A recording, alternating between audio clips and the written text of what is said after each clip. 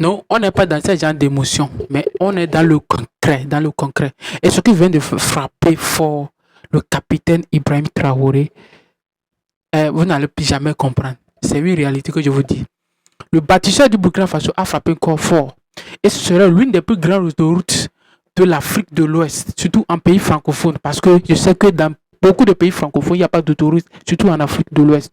Peut-être Abidjan, un peu au Sénégal. Le reste, il n'y a pas d'autoroute de telle ampleur. Et l'autoroute Ouagabobo fera, c'est une distance de 350 km. Et une route qu'on prenait au moins 5 heures du temps, 6 heures du temps même. Pour parcourir ça, on peut la parcourir en 3 heures, enfin en 2h50 du temps. Et je vous dis que nos leaders africains n'ont pas besoin de se montrer démocrates. Leur acte seul leur suffit de rester au pouvoir pendant longtemps.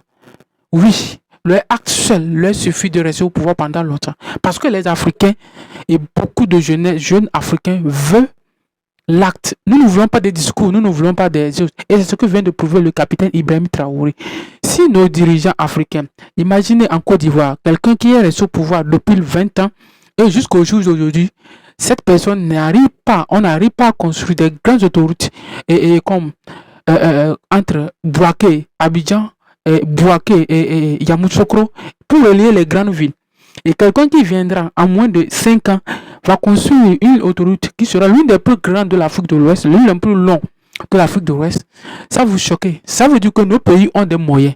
Alors que tout le monde sait que le Burkina Faso n'a pas le potentiel agricole ni de ressources minières. Le Burkina Faso en a des ressources minières. Mais par rapport à la Côte d'Ivoire, la Côte d'Ivoire est l'une des plus grands producteurs agricoles de l'Afrique de l'Ouest. Après le Nigeria, le Ghana, je pense que la Côte d'Ivoire, ils sont dans c'est les top 3. Et pourquoi la Côte d'Ivoire n'arrive pas à s'en sortir dans ce genre de trucs? Parce que non, la Côte d'Ivoire, là, on a construit. Non, c'est Abidjan seul. Il faut aller dans les autres villes, Yamoussoukro, Korogo et autres, vous allez comprendre que la réalité, c'est comme ça. Alors que le développement, elle est endogène.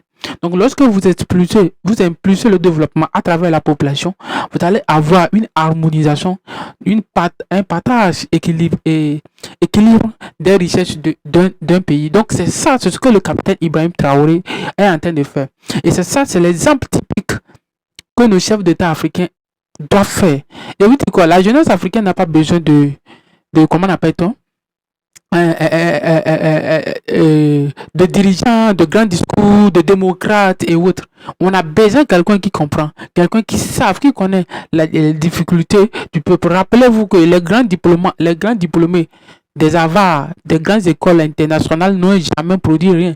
Ils n'ont jamais produit rien pour les États. Ils ont dirigé les États, ils n'ont rien produit. Quand vous allez aux États-Unis, quand vous voyez l'un des plus grands présidents états-uniens, il y a beaucoup qui n'ont pas allé à l'école. Ils n'ont pas allé à l'école. Le premier président américain n'a jamais fait de grandes études. Il y a beaucoup qui n'ont jamais fait de grandes études. Mais aujourd'hui, c'est des grands leaders qui sont séparés partout dans le monde. La preuve est, Sankara n'a pas fait les grandes écoles aux États-Unis ni en France. La preuve est, il y a beaucoup de leaders qui ont marqué l'histoire africaine, l'histoire du monde entier, qui n'ont jamais fait les grandes études. Donc ça veut dire que la volonté, c'est ce que nos dirigeants ne veulent pas prendre. Il faudra qu'ils comprennent qu'ils sont là pour le peuple et ils vont travailler pour le peuple.